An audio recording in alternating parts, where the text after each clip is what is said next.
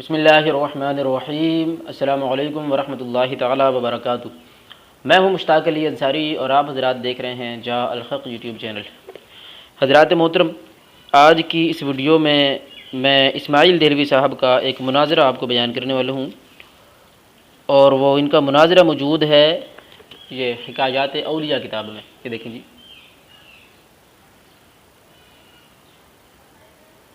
دیکھیں یہ حکایات اولیاء کتاب ہے، اس کے مصنف اشرف علی تھانوی صاحب ہیں، اور یہ چھپی ہوئی ہے کتب خانہ نعیمیہ دیوبند سے۔ ٹھیک ہے جی، تو یہ کتاب ہے، اسی میں اسماعیل دہلوی صاحب کا ایک مناظرہ اشرف علی تھانوی صاحب نے بیان کیا ہے، لکھا ہے، تو وہی میں آپ کو بیان کرنے والا ہوں۔ وہ آپ سن لیجئے، اسماعیل دہلوی صاحب کا علم کتنا تھا، ان کی منطق کتنی کمال کی تھی، اور وہ کتنے سچے آدمی تھے۔ اور پھر اس کے بعد میں اسی حکایات اولیاء کی دوسری حکایات سے، اسی کتاب سے میں اسماعیل دہلوی صاحب کی کچھ اور باتیں بیان کروں گا۔ پھر آپ سے میں پوچھوں گا یہ کہ آپ بتائیے، دونوں باتیں سننے کے بعد یہ بات سچی لگ رہی ہے ان کے مناظرے میں جو بیان کی گئی ہے، یا پھر جھوٹی لگ رہی ہے؟ ٹھیک ہے جی، تو ویڈیو شروع کرنے سے پہلے ایک بار پھر سے میں بتا دوں کہ جناب، چونکہ اس ویڈیو میں پھر سے میں اشرف علی تھانوی صاحب کی عبارت پڑھنے والا ہوں، اس میں جناب جو ہے وہ دیوبندیوں کی کتاب پڑھ کے آپ کو سنانے والا ہوں، تو اس میں ایک ایسا لفظ آئے گا جس کو میں بیان بھی نہیں کرنا چاہتا، نہ آپ حضرات اس کو سننا چاہتے ہیں، لیکن چونکہ میں اس کو پڑھ کے سنا رہا ہوں تو اس میں جو لکھا ہوا ہے وہ مجھے پڑھنا پڑے گا۔ تو آپ حضرات سے گزارش ہے کہ اگر بات بری لگتی ہے تو وہ مجھ پر غصہ نہ کریں، بلکہ اشرف علی تھانوی صاحب پر غصہ کریں کہ میں اپنی طرف سے نہیں بیان کرنے والا ہوں، اشرف علی تھانوی صاحب نے جو لکھا ہے وہ بیان کرنے والا ہوں۔ ٹھیک ہے جی، چلیں یہ دیکھیں جی، یہ کتاب کا نام حکایات اولیاء ہے، اور حکایات اولیاء کا صفحہ نمبر 71 ہے، اور اس کی حکایت نمبر 46 ہے۔ یہ دیکھیں جی، ٹھیک ہے، صفحہ نمبر 71 اور حکایت نمبر 46۔ کہتے ہیں کہ حضرت امیر شاہ خان صاحب نے فرمایا کہ مجھ سے شاہ عبد الرحیم صاحب نے بروایت حضرت مولانا رشید احمد صاحب گنگوہی بیان فرمایا کہ سید صاحب کا قافلہ ریاست رامپور جانے کا ارادہ ہوا۔ یہ زمانہ نواب احمد علی خان کا تھا۔ جب علماء رامپور کو اس ارادے کی اطلاع ہوئی تو انہوں نے آپس میں مشورہ کیا کہ جس طرح بھی ممکن ہو سید صاحب کے لوگوں کو، بالخصوص مولوی اسماعیل صاحب کو نیچے دکھایا جائے، اور مشورے سے ایک عالم صاحب کو گفتگو کے لیے منتخب بھی کر لیا گیا۔ اس زمانے میں رامپور میں ایک صاحب شاہ عبدالعزیز صاحب کے شاگرد تھے جو رامپور ہی کے رہنے والے تھے۔ جب ان کو اس مشورے کی اطلاع ہوئی تو وہ رامپور سے پیدل روانہ ہوئے اور 2-3 منزل چل کر سید صاحب کے قافلے سے ملاقات کی، اور ان لوگوں سے کہا کہ آپ صاحبوں کا رامپور تشریف لے جانا مصلحت نہیں، کیونکہ وہاں کے علماء نے آپ لوگوں سے مناظرے کا مشورہ کیا ہے اور مناظرے پر تلے ہوئے ہیں۔ اگر جانا ہی ہے تو اور لوگ جائیں، مگر مولوی اسماعیل صاحب کا جانا کسی طرح مصلحت نہیں ہے، کیونکہ وہاں کے علماء ان کے خاص طور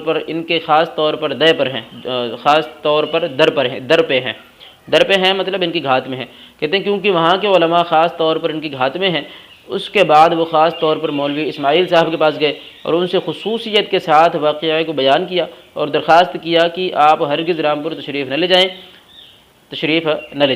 ٹھیک ہے جی، بات سمجھ آئی یہاں تک آپ کو؟ بات اصل میں یہ ہے کہ علماء رامپور کو جب پتہ چلا کہ اسماعیل دہلوی صاحب آنے والے ہیں، سید صاحب کا قافلہ آنے والا ہے،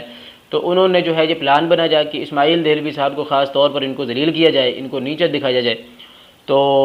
ایک بندے کو پتہ چلا تو وہ جو ہے ان کے قافلے میں گیا اور ان کو کہا، اسماعیل دہلوی صاحب کو خاص طور پر، کہ آپ وہاں نہ جائیے، کیونکہ وہاں کے علماء آپ کو ذلیل کرنا چاہتے ہیں اور آپ کو نیچے دکھانا چاہتے ہیں، آپ سے مناظرہ کرنا چاہتے ہیں،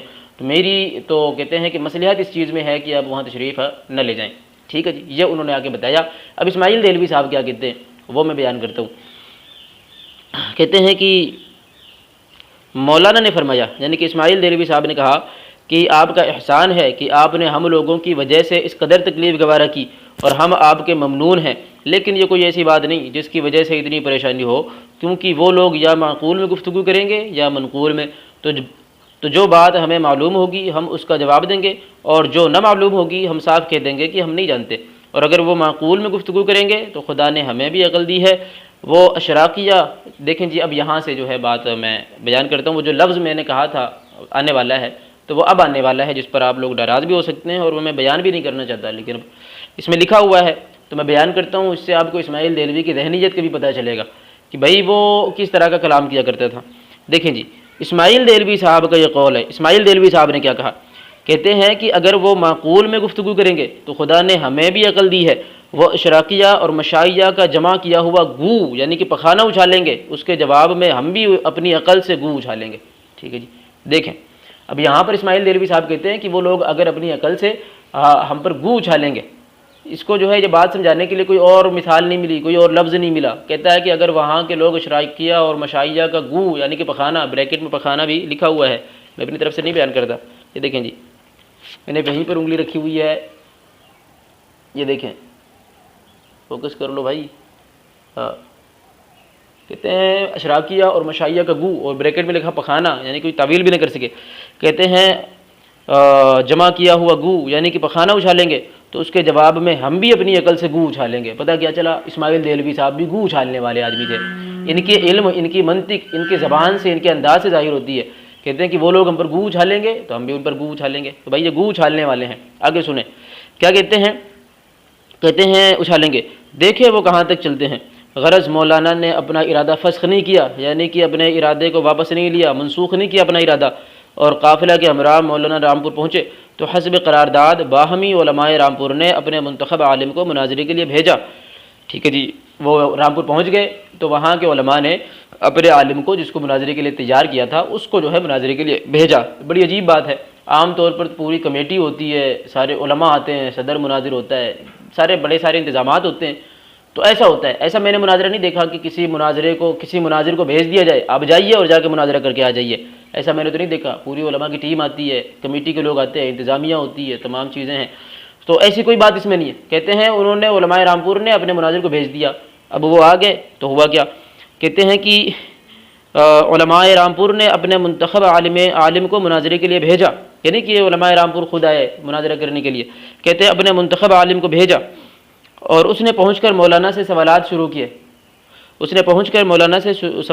کیے، اور مولانا نے تمام سوالات کے جوابات دے دیے۔ یہ گفتگو 3 روز تک رہی، یعنی کہ 3 روز تک۔ دیکھیں جی اتنے بڑے توپچی تھے یہ جناب کہ وہ علماء رامپور نے جس بندے کو مناظرے کے لیے تیار کیا تھا، جس عالم کو مناظرے کے لیے تیار کیا تھا، وہ آیا اور آنے کے بعد ان سے سوالات اس نے شروع کیے، اور 3 روز تک وہ ان سے سوالات کرتا رہا، اور 3 روز تک یہ اس عالم کے جوابات دیتے رہے۔ ٹھیک ہے جی، چلو جوابات دیتے رہے، پھر کیا ہوا، کہتے ہیں جب مسائل کے سوالات کا سلسلہ ختم ہوا تو مولانا نے فرمایا، ٹھیک ہے جی 3 روز تک جو ہے وہ سوالات کرتے رہے، جوابات دیتے رہے، اور ان کے سوالات ختم ہو گئے۔ ایسے علماء رامپور جن لوگوں نے اسماعیل دہلوی کو ذلیل کرنے کے لیے بھیجا تھا، تو ان کے عالم جو ہے وہ آتے ہیں، سوالات کرتے ہیں، اور 3 دن تک سوالات کرتے رہتے ہیں، جوابات دیتے رہتے ہیں، اور بالآخر ان کے سوالات ختم ہو جاتے ہیں۔ وہی دیکھیں کتنا علم تھا ان کے اندر، اسماعیل دہلوی کے اندر، کہ جوابات 3 دن تک دیتے رہے، پھر ان کے سوالات ختم ہو گئے۔ تو کیا ہوا، کہتے ہیں مولانا نے فرمایا کہ آپ کے سوالات تو ختم ہوئے، اب مجھے اجازت ہو تو چند سوالات میں بھی کروں۔ انہوں نے اجازت دی۔ مولانا نے صرف 4 سوال کیے، 2 معقول کے اور 2 منقول کے، مگر ان کو جواب نہ بنایا۔ ٹھیک ہے جی، یہ 3 روز تک سوالات کرتے رہے، حالانکہ یہ مناظرے کے لیے تیار ہو کر نہیں کہتے ہیں، ان کا ارادہ نہیں تھا کہ میں جا کے مناظرہ کروں گا، کیونکہ جو مناظرہ کرنے کے لیے آتا ہے تو پھر وہ تیاری کر کے آتا ہے، بھائی یہ فلاں موضوع ہوگا اور فلاں سوالات ہم سے اس تعلق سے ہو سکتے ہیں، تو ان تعلق سے وہ کتابوں کی دیکھتا ہے، اس کی تیاری کرتا ہے۔ تو اسماعیل دہلوی صاحب وہ مناظرے کی تیاری کر کے نہیں آئے تھے، بلکہ علماء رامپور نے جو ہے مناظرے کے لیے تیاری کروائی تھی ایک عالم دین کو، وہ عالم دین صاحب نے خود مناظرے کے لیے تیاری کی تھی، لیکن ہوا کیا کہ وہ جن لوگوں نے مناظرے کی تیاری کی تھی وہ 3 روز تک سوال کرتے رہے، اور ان کے سوالات ختم ہو گئے، انہوں نے جوابات دے دیے، لیکن جب انہوں نے صرف 4 سوال کیے تو ان کا جواب عالم صاحب سے نہیں بن پڑا۔ ٹھیک ہے جی، دیکھیں کتنی سچائی لگ رہی ہے ان کی بات میں، عالم صاحب سے جواب نہیں بن پڑا۔ اچھا پھر اس کے بعد کیا ہوا، جواب نہیں بن پڑا ان سے صرف 4 سوالات کے، تو کہتے ہیں اس لیے انہوں نے مہلت چاہی۔ مولانا صاحب نے کہا کہ بھائی مجھے آپ کے سوالات کے جوابات نہیں پتا، مجھے مہلت دے دیجئے تو میں کل آپ کو بتا دوں گا۔ مولانا صاحب نے ان کو مہلت دے دی، یعنی کہ ٹھیک ہے جائیے آپ کل بتا دیجئے گا، کوئی بات نہیں۔ تو کیا ہوا، کہتے ہیں میں کل جواب دوں گا، آپ نے اجازت دے دی۔ اگلی صبح نماز کے وقت ان کا حجرہ نہیں کھلا، لوگوں نے نماز کے لیے اٹھانا چاہا مگر وہاں سے کوئی جواب نہ آیا۔ جب لوگوں کو شبہ ہوا تو لوگوں نے کواڑ اتار کر اندر داخل ہوئے، دیکھا تو وہ عالم صاحب مرے پڑے ہیں، انہوں نے سر میں پتھر مار کر خودکشی کر لی تھی۔ سمجھ آ گئی بات، کتنے بڑے توپچی تھے یہ جناب، کتنے بڑے یہ ترم خان تھے کہ 3 دن تک کی سوالات کے جوابات دیتے رہے، پھر انہوں نے 4 سوالات کر لیے، تو ان سوالات کے جوابات جو ہے وہ عالم صاحب کے پاس نہیں تھے، حالانکہ وہ مناظرے کی تیاری کر کے آئے تھے۔ یہ ساری رودات بیان کر دی گئی اور پھر انہوں نے کہا کہ بھائی ہمیں مہلت دے دیجئے، انہوں نے 1 دن کی مہلت دے دی۔ تو کیا ہوا، انہوں نے ایسے سوالات کر لیے تھے، ایسے سوالات کر لیے تھے کہ انہوں نے جناب نے جو ہے پتھر پر سر مار کر خودکشی کر لی۔ ٹھیک ہے، جو پوری روداد آپ نے سن لی، پوری کہانی سن لی۔ ایسا مناظرہ اور سنا ہے کہیں، دیکھا ہے ایسا مناظرہ؟ اور یہ اتنا کمال کا مناظرہ، اتنے بڑی دلیل اور اتنا زیادہ جو ہے یہ ان کی منطق اتنی کمال کی، سب کچھ آپ نے سن لیا، لیکن پورے مناظرے میں کبھی ایسا نہیں آیا کہ 3 روز تک انہوں نے کیا سوالات کیے تھے، وہ سوالات بتا دیے جاتے کہ بھائی انہوں نے یہ سوالات کیے تھے تو ہمارے مولانا صاحب نے اس کا یہ جواب دیا۔ کچھ نہیں، بس 3 روز تک سوال کرتے رہے، انہوں نے جواب دے دیا، ختم ہو گئی بات۔ انہوں نے کیا سوال کیے، انہوں نے کیا جواب دیا، کچھ پتہ نہیں ہے۔ چلیں جی، وہ 3 روز تک بڑے سارے سوالات کیے ہوں گے، اس میں سے 1 ہی 2 کا ذکر کر دیتے، نہیں ذکر ہوا، ایک بھی سوال نہیں پتا کہ انہوں نے کیا پوچھا تھا، انہوں نے کیا جواب دیا تھا۔ چلیں کوئی بات نہیں، آگے یہ کہتے ہیں کہ انہوں نے صرف 4 سوالات پوچھے تھے، تو بھائی 4 میں سے 1 سوال تو لکھ دیتے کہ بھائی اسماعیل دہلوی صاحب نے وہ 4 سوال یہ پوچھے تھے تو ان کے جواب نہیں تھے، تو پھر جو ہے مولانا صاحب نے سر پر پتھر مار کر خودکشی کر لی تھی، بتا دیتے۔ لیکن بھائی اتنے خطرناک قسم کے سوالات کہ جن کو سن کر جو ہے ان کا مد مقابل سر پر پتھر مار کر خودکشی کر لے، اور وہ ہو بھی عالم دین، اور اس کو پتہ ہی نہ ہو کہ خودکشی کرنا حرام ہے، خودکشی کرنے کی وعیدیں کیا ہیں، کچھ نہیں پتہ، تو بھائی اتنے خطرناک سوالات جن کو سن کر جو ہے ان کا مد مقابل خودکشی کر لیتا ہے، تو بھیا وہ سوالات کم از کم لکھ دیتے تاکہ ہم لوگ کو پتہ تو چل جاتا ہے کہ انہوں نے کون سا تیر چلایا تھا، کون سا پہاڑ توڑا تھا سوال میں۔ چلیں جی خیر، تو ایک بات تو یہاں پر یہ پتہ چل گئی کہ یہ بہت بڑے ترم کھا تھے، بڑے توپچی آدمی تھے کہ یہ جب یہ سوالات ایسے کر لیتے تھے کہ ان کا مد مقابل کے پاس جواب نہ ہوتا تھا، اور وہ جو ان کا مد مقابل ہوتا تھا وہ جناب جو ہے سر پر پتھر مار کر خودکشی بھی کر لیا کرتا تھا۔ ٹھیک ہے جی، چلیں اس سے یہ کیا پتہ چلا، اس سے بات واضح یہ ہوئی کہ یہ بہت بڑے ترم خاں تھے، بڑے توپچی تھے، ان کے پاس علم بہت زیادہ تھا، ان کی منطق بڑی کمال کی تھی، علم کے سمندر تھے یہ گویا کہ 3 روز تک خود تو سوال کے جواب دیتے تھے، لیکن جو ہے جب سامنے والے کو اس سے سوال کر لیں تو اس بندے کے پاس جواب بھی نہیں ہوتا تھا، اور وہ سر پر پتھر مار کر خودکشی کر لیا کرتا تھا۔ ٹھیک ہے جی، ایک بات یہ پتہ چلی۔ اب دیکھیں جی، ان کا جو علم ہے وہ میں آگے اسی کتاب سے بیان کرنے والا ہوں۔ اشرف علی تھانوی صاحب نے لکھا ہے، ٹھیک ہے، کہ ان کا علم کیا تھا۔ یہاں پر تو ایک آپ نے مثال دیکھ لی کہ بھائی یہ اتنے بڑے عالم تھے، اتنی کمال کی منطق تھی کہ یہ سوال کر لیں تو بندے کے پاس جواب نہ ہو ان کے مد مقابل کے پاس، اور وہ پتھر مار کر خودکشی کر لے۔ لیکن دوسری طرف اشرف علی تھانوی صاحب ایک اور حکایت لکھتے ہیں، یہ دیکھیں جی، حکایت نمبر ہے اس کی، صفحہ نمبر ہے 68 اور حکایت نمبر ہے 42۔ ٹھیک ہے جی، یہ دیکھیں میں نے نشان لگایا ہوا ہے آپ لوگوں کی آسانی کے لیے۔ ٹھیک ہے جی، تو جو کوئی اگر دیکھنا چاہے تو وہ میرے پاس تشریف بھی لا سکتا ہے، میرے فون نمبر بھی ہیں آپ لوگوں کے پاس، تو رابطہ بھی کر سکتے ہیں، میں انشاءاللہ اصل کتاب دکھا دوں گا۔ تو حکایت نمبر 42 ہے اور صفحہ نمبر 68 ہے۔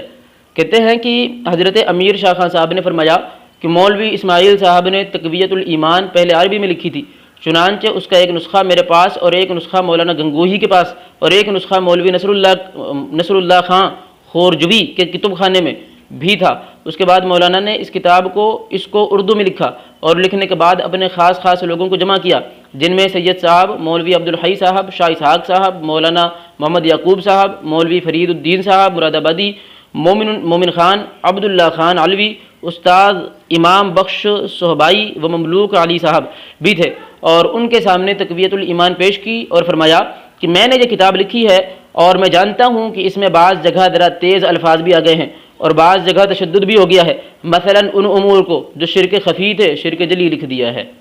ٹھیک ہے جی، یہ اشرف علی تھانوی صاحب خود کہتے ہیں کہ اسماعیل دہلوی صاحب کا علم کیا تھا۔ اسماعیل دہلوی صاحب کا علم اتنا زیادہ تھا، اتنا وسیع تھا کہ جناب یہ خود کہتے ہیں کہ تقویت الایمان میں نے شرک خفی کو شرک جلی لکھ دیا ہے۔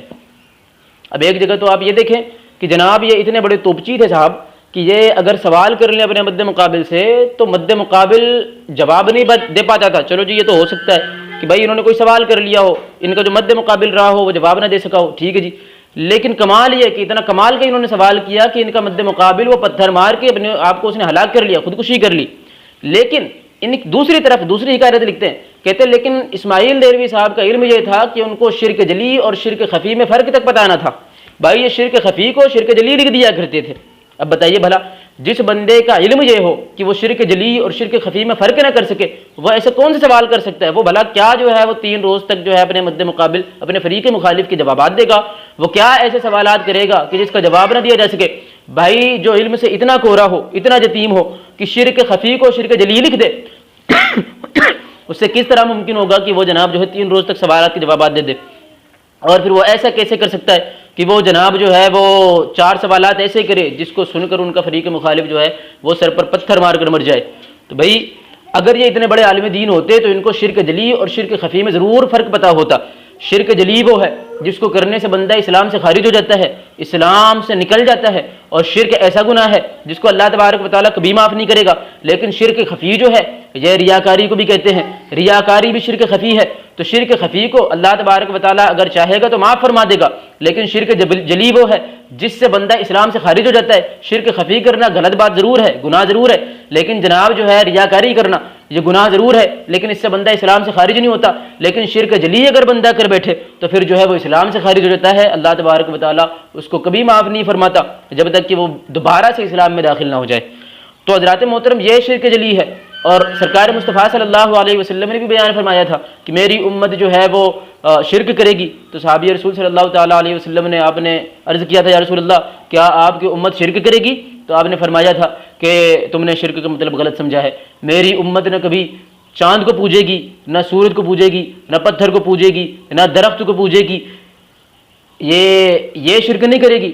بلکہ میری امت میں دکھاوے کی عبادت آ جائے گی۔ یعنی کہ لوگ جب عبادت کریں گے تو وہ دکھاوا کریں گے، لوگوں کو دکھانے کے لیے عبادت کریں گے، یعنی کہ ریاکاری کریں گے، تو اس کو میں شرک کہہ رہا ہوں۔ تو صحابی رسول صلی اللہ تعالیٰ علیہ وسلم عرض کرتے ہیں، کہتے ہیں یا رسول اللہ صلی اللہ علیہ وسلم الریاء شرکن ہوا؟ کہتے ہیں یا رسول اللہ کیا ریا بھی شرک ہے؟ تو آقا کریم فرماتے ہیں قال نعم، ہاں ریا بھی شرک ہے۔ تو حضرات محترم شرک خفی وہ ہے جو بندہ کر بیٹھے اگر تو جناب جو ہے وہ توبہ کر لے، اللہ تبارک و تعالیٰ چاہے گا تو معاف فرما دے گا، اور اگر توبہ نہیں بھی کرتا بغیر توبہ کے چلا جاتا ہے پھر بھی اللہ تبارک و تعالیٰ اگر اس پہ فضل کرنا چاہے تو ویسے اس کو معاف فرما دے گا۔ لیکن شرک جلی وہ ہے دوسروں کو معبود سمجھنا، اللہ کے سوا کسی کو مستحق عبادت سمجھنا، یہ اتنا بڑا شرک ہے کہ اس کو اللہ تبارک و تعالیٰ کبھی معاف نہیں فرمائے گا، اور اس کو کرنے سے بندہ اسلام سے خارج ہو جاتا ہے۔ تو وہ اسماعیل دہلوی جس کو شرک جلی شرک خفی میں فرق نہ پتہ ہو، شرک خفی کو شرک جلی لکھ دے، وہ بندہ والا 3 روز تک کیا سوالات کے جوابات دے گا، اور وہ کیا ایسے سوالات کرے گا کہ جس کا جو ہے ان کا فریق مخالف جواب نہ دے سکے۔ تو پتہ کیا چلا انہوں نے جو مناظرہ لکھا ہے وہ بالکل جھوٹا ہے، کیونکہ اگر اس میں صداقت ہوتی تو کم از کم وہ سوالات بھی ضرور لکھتے جو ان سے پوچھے گئے تھے، اور انہوں نے جو جوابات دیے تھے وہ بھی لکھتے، یا پھر کم از کم انہوں نے جو سوالات لکھے تھے اس کو ضرور سے ضرور لکھتے،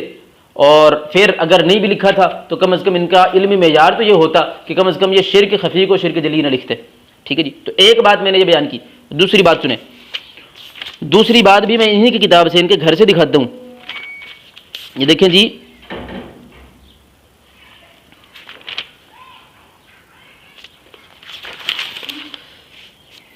یہ دیکھیں جی،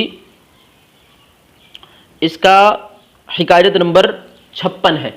حکایت نمبر 56 ہے ارواح حکایات اولیاء کا، اور صفحہ نمبر 80 سے حکایت شروع ہوتی ہے، اور 81 پر جو میں بیان کرنے والا ہوں وہ 81 پر ہے۔ ٹھیک ہے جی، پوری حکایت نہیں بیان کروں گا کیونکہ وقت اتنا زیادہ نہیں ہے، ویڈیو بہت زیادہ طویل ہو جائے گی، آخری کی بات بیان کرتا ہوں۔ کہتے ہیں کہ اسماعیل دہلوی صاحب کے تعلق سے ہے، کہتے ہیں کہ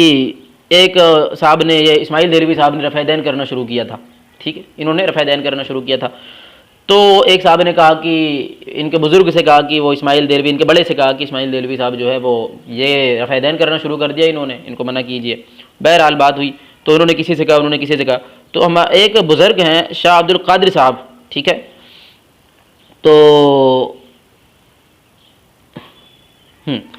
تو شاہ عبد القادر صاحب نے فرمایا کہ حضرت میں کہہ دوں گا مگر وہ مانے گا نہیں۔ شاہ عبد القادر صاحب سے جو ہے ان کے جو بڑے ہیں انہوں نے کہا تھا کہ اسماعیل دہلوی کو منع کرو، تو شاہ عبد القادر صاحب کہتے ہیں کہ حضرت میں کہہ دوں گا مگر وہ مانے گا نہیں اور حدیثیں پیش کرے گا۔ اس وقت میرے دل میں یہی خیال آیا کہ گو اپنوں نے اس وقت یہ جواب دے دیا مگر یہ بھی کہیں گے ضرور۔ چنانچہ یہاں بھی میرا خیال صحیح ہوا، اور شاہ عبد القادر صاحب نے مولوی محمد یعقوب صاحب کی معرفت مولوی اسماعیل صاحب سے کہلایا کہ تم رفع دین چھوڑ دو، اس سے خواہ مخواہ فتنہ ہوگا۔ جب مولوی محمد یعقوب صاحب نے مولوی اسماعیل صاحب سے کہا تو انہوں نے جواب دیا کہ اگر عوام کے